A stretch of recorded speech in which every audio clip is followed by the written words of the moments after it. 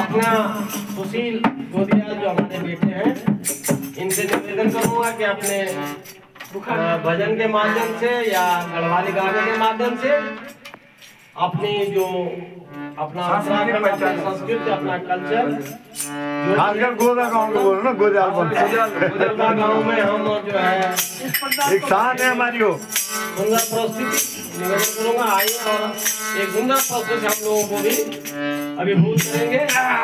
अगली आवाज सुशील चंद्र। हाँ ना ना एक लगा यार मैं मंदिर सुशोभित नदी कौन नदी गंगा निकट निर्मला बद्रीनाथ विशंभरम बद्रीनाथ विशंभरम। तो आइए कान्हा जी के भजनों के साथ बोल भजन साल भगवान कन्हैया लाल की